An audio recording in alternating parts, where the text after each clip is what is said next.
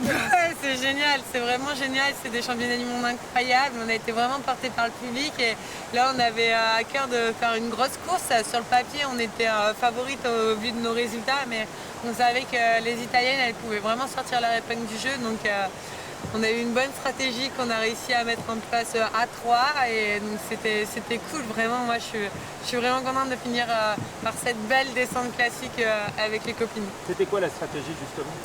Et ben Fénicia partait devant et puis l'objectif de Manon c'était de réussir à doubler Fénicia avant le sprint, du coup avant le départ du sprint, donc assez rapidement. Sans la gêner. Sans la gêner. Ensuite Manon elle ouvrait les traces, moi je restais derrière en faisant un petit peu le yo-yo sans gêner Fénicia.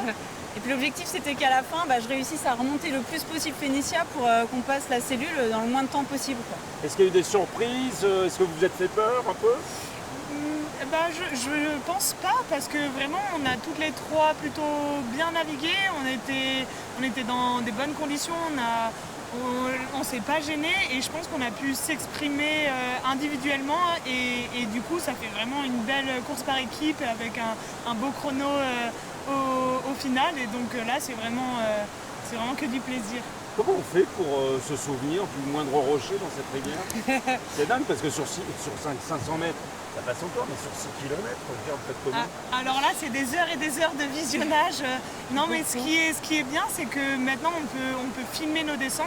Et donc, en collectif, on va souvent regarder la vidéo, mais de l'intérieur, et c'est-à-dire avec les images qu'on a faites. Et là, voilà, on parle entre nous, il y en a qui dessinent, il y en a qui font de la visualisation et c'est vraiment quand même un travail assez long et assez minutieux pour bien retenir. Et puis forcément, des nombreuses descentes.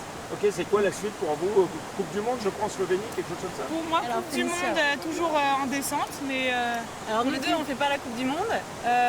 Moi c'était ma dernière course mondiale au niveau descente de rivière. Maintenant, je vais me consacrer un peu plus à la course en ligne, que pratique très bien Manon. Et puis pour viser Paris 2024.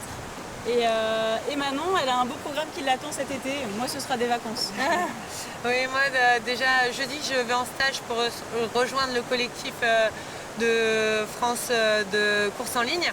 Et après, pour préparer les championnats du monde qui seront à Halifax au mois d'août et les championnats d'Europe qui seront 2 semaines après à Munich en course en ligne. Ouais. Claire, donc, pourquoi tu abandonnes la descente? Ah, j'abandonne pas la descente. Non, je vais continuer à faire de la descente au niveau national, mais pour l'instant, au niveau international, je vais pas me présenter aux sélections internationales, mais je vais continuer quand même à faire de la descente. L'objectif, c'est les JO, quoi. C'est ça. Donc il faut mettre toute l'énergie qu'on a dedans.